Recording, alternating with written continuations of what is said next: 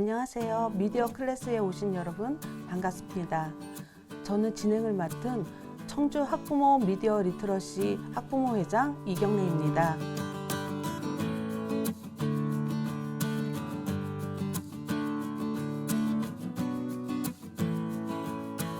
네, 미디어 클래스를 위해 귀한 걸음 해주신 오연주 박사님을 모시겠습니다. 안녕하세요. 저는 한국지능정보사회진흥원의 정책본부에서 근무하는 오연주라고 합니다.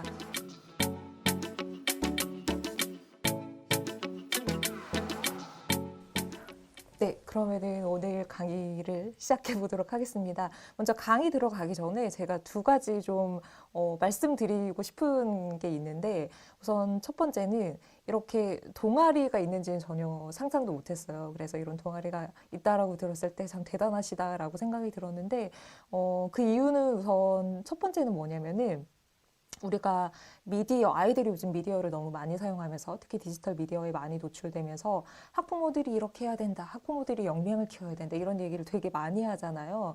근데 뭐 어쨌든 아이를 키우는 입장에서 일면 맞는 얘기이기도 한데, 근데 디지털 미디어의 많은 위험들이 어떻게 보면은 학부모님들이 위험을 만들어낸 게 아니에요.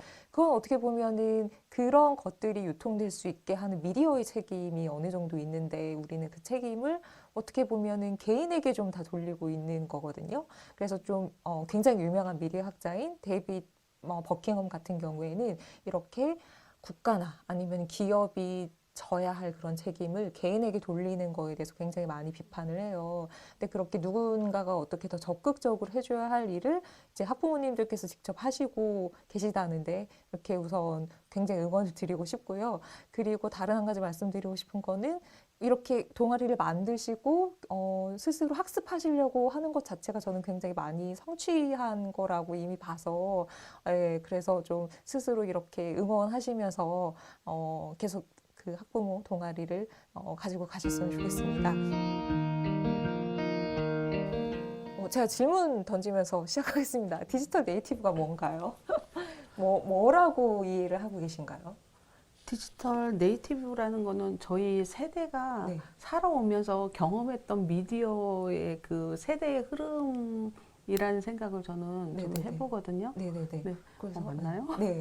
우리 네이티브 스피커 얘기하잖아요. 네, 그러니까 뭐 내가 태어나자마자 영어를 네, 썼다. 그러면 네, 이제 나는 그쪽 영어를 쓰는 네, 원어민인 거고, 한국에서 태어나서 한국말을 처음부터 썼다. 그럼 이제 한국어를 쓰는 원어민인데, 이제 디지털 네이티브 같은 경우에는 태어나자마자 디지털이 딱 있었던 거죠. 그래서 그 친구들을 디지털 네이티브라고 부르는데, 여기 이제 표를 보면서 조금 더 설명을 드리면은, 이 용어 자체는 2001년에 마크 프렌스키라는 학자가 가장 먼저 사용을 한 그런 용어예요. 그래서 그때 책을 썼는데, 디지털 네이티브, 디지털 이미그란트, 뭐 디지털 이민자, 이런 식으로 책을 써가지고 좀 이렇게 디지털만 알고 있는 그런 세대와 그 이전에 태어나가지고 아날로그가 더 이제 익숙한 세대, 그렇게 해서 나눴습니다.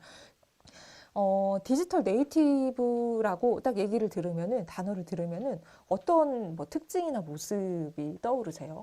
손에 책이 들려 있기보다는 항상 스마트폰이 들려 있어서 그 안에서 책이고 모든 문화와 예술 네. 그리고 본인들이 필요로 하는 정보를 네네. 스마트폰 안에서 다 받는 것 같아요. 그래서 네네. 아이들의 중심은 스마트폰에 있는 것 같다는 생각이 네네네. 네. 항상 들었거든요. 저 회장님이 제가 다음에 어떤 그림을 준비를 했는지 막 예견을 하신 것 같아요. 디지털 네이티브라는 딱 단어를 쳤을 때 어떤 이미지들이 나오는지 이렇게 찾아봤어요. 이거는 신문에 실렸던 김상민 화백이 직접 그린 이제 그림이고요.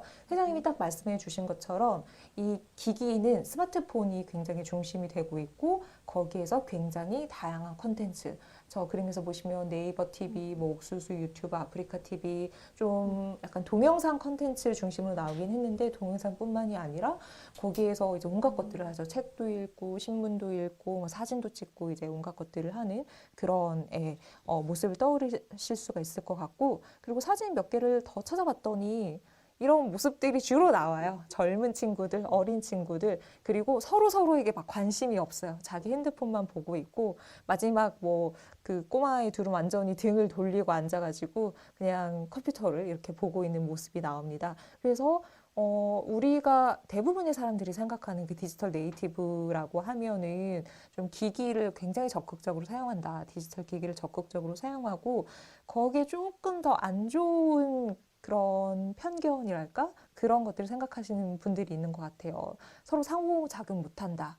그쵸? 뭐 친구들하고 잘 어울리지 못하고 전화도 잘하지 못하고 모든 거를 막 문자로만 하더라. 좀 그리고 자기 중심적인 경향이 이렇게 있더라. 이런 생각들도 좀 많이 하시는 것 같아요. 그리고 좀 긍정적인 어떤 편견이라고 한다면은 태어나서부터 디지털 기기를 썼기 때문에 당연히 디지털을 잘하겠지. 어떠신 것 같으세요? 자녀분들 이제 네 저기 총무 간사님. 유튜브 보는 건 잘하던데, 네네. 근데 정말 실생활에서 뭐 문서를 만든다던가 네. 아니면 코딩을 이렇게 시켜보니까 네. 코딩도 좀 생각을 해가지고서 만들어야 되는데 생각이 네네. 짧거나 그렇더라고요.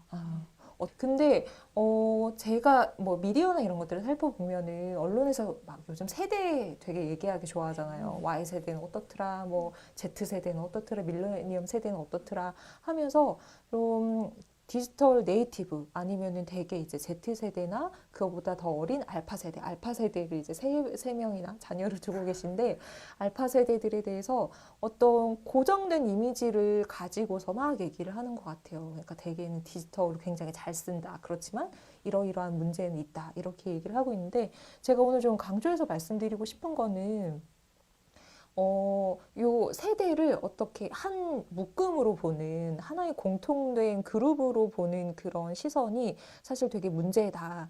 많이들 그렇게 얘기하지만 문제다라고 얘기하고 싶었고, 이게 유럽에서 나온 뭐 문서에서 제가 제목만 띄워왔는데, 디지털 네이티브의 뭐 오류, 이렇게 얘기를 하고 있어요. 우리가 이런 용어를 굉장히 오랫동안 사용을 해왔지만, 이거는 뭐 딱 어떤 고정된 개념이 있는 게 아니다. 그 우리가 디지털 네이티브라고 불리는 세대들, 사람들의 면면을 좀 자세히 들여다볼 필요가 있다. 이렇게 얘기를 하고 있습니다. 그러면은 어떤 점을 우리가 자세히 들여다봐야 할까 이렇게 보면은 대개는 이제 이런 생각들을 하시죠. 요즘 뭐 초등학생들 다 핸드폰은 하나씩 가지고 있지 않아? 많이들 요즘 그래도 많이들 사주시죠. 몇 년 전만 해도 초등학생까지는 좀 가능하면 안 사주시려고 하시는 부모님들도 계셨는데 요즘에 이제 안전이라든지 이런 이유로도 많이 사주시는데 취약계층 아이들이 코로나 시기에 어떻게 수업을 했는지를 봤더니 우선 나만 쓰는 기기가 있는 친구들이 그래도 거의 60% 정도 괜찮았는데 단독으로 사용하는 기기가 없는 친구들이 이제 거의 40%에 달하는 40% 이제 조금 넘죠. 아예 없는 친구들도 있었으니까. 그러니까 모두가 디지털 기기에 노출되고 잘 사용할 거다. 이거는 오류. 그러니까 디지털 네이티브 안에서도 굉장히 다양한 차이가 있고 그리고 온라인 수업이나 학습 내용이 어려울 때 어떻게 해결했는지 또 물어봤더니 다들 뭐 이제 알아서 디지털로 찾아서 온라인에서 찾아서 하지 않을까라고 생각을 했을 수도 있겠지만 의외로 선생님께 질문하고 주위 뭐 학원 선생님, 과외 선생님께 질문하고 부모님께 도움받고 형제자매로부터 도움받고 굉장히 상호작용을 어떻게 보면은 적극적으로 잘 하고 있어요. 그래서 자기 세계에만 디지털 세계에만 몰두하고 있다. 이제 이런 것도 어떻게 보면 편견일 수 있을 것 같고요. 아까 이제 우리 화진 학부모님 맞으시죠? 화진 학부모님 말씀하신 거하고 딱 어떻게 보면 맞는 얘기인데 제가 아는 선생님이 딸이 둘이에요. 큰아이하고 이제 작은 아이가 있는데 둘이 이제 너무 다르대요. 큰아이는 저 메타버스 이런 거 너무 잘한대요. 너무 잘하는데 이제 둘째 아이는 그런데 전혀 관심이 없는 거죠. 엑셀 이런 거 하기 너무 좋아하고 파워포인트 만들고 이런 거를 되게 좋아하는 실생활형 그런 아이인데 똑같은 디지털 네이티브라고 하더라도 심지어 같은 집에서 자란다고 하더라도 관심을 가지고 있는 것, 잘하고 있는 것들은 이렇게 좀 다를 수가 있다. 그리고 이제 세 번째는 어떻게 보면 조금 충격적인 결과일 수도 있는데 OECD에서 국제 학습 성취도를 조사하는 그 조사 프로그램이 있어요. 그래서 2018년에 조사한 게 있는데 저기 글씨가 잘 보이실지는 모르겠지만 디지털 리터러시 역량이 37위로 나타났대요. 그리고 디지털 리터러시 교육 경험이 35위로 OECD에서 정말 최하위였다. 그러니까 우리나라 친구들 그렇게 아이들 많이 디지털 기기 쓰고 하는데 오히려 리터러시 능력이 없네? 이렇게 이제 결과가 나왔다는 거죠.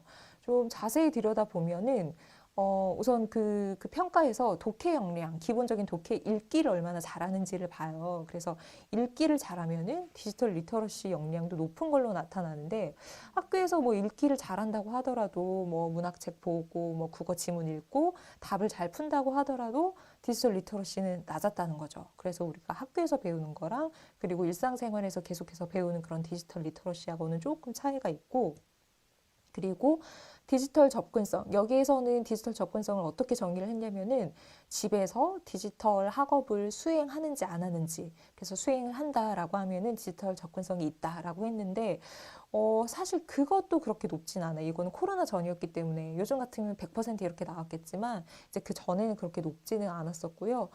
디지털 접근성도 좀 낮은 걸로 나타났고, 그리고 정보, 출처의 신뢰성을 판단하는 능력이 이제 굉장히 낮은 걸로 나타났죠. 어떤 식으로 조사를 했냐면은 약간 이 스팸 메일처럼 보내는 거예요. 통신사인 것처럼 해서 뭐에 응모하지 않을래? 응모하고 싶으면은 여기다가 뭐 너희 개인정보 써서 보내. 이제 이런 식으로 질문을 했는데 이게 스팸이다.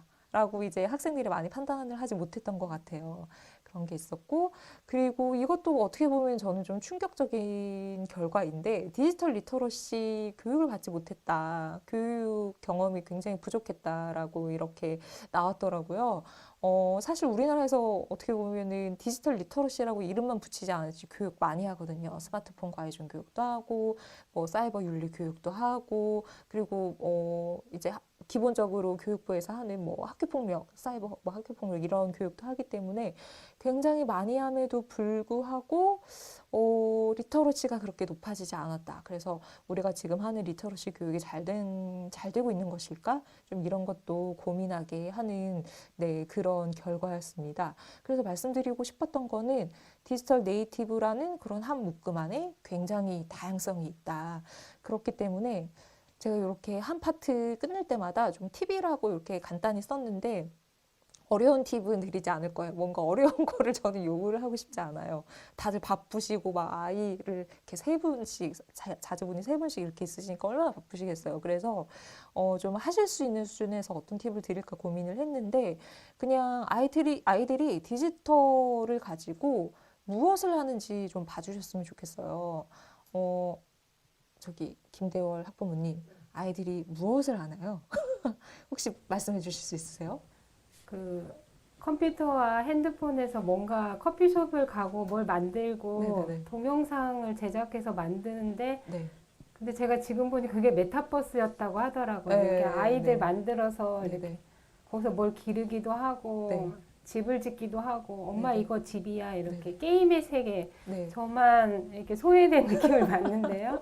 그리고 또 네, 아이들한테는 네. 그 활용만 잘하면 좋겠지만 네. 아니면 너무 네, 엄마로서 네, 네. 저거 좀 어떻게 물에 빠쳤으면 좋겠다 이런 마음이 또 들더라고요. 네, 그러니까 네. 이렇게 학부모님들께 아이들이 디지털 기기 가지고 뭐 하나요? 이렇게 여쭤보면은 되게 이런 말씀하시죠. 카톡을 많이 해요.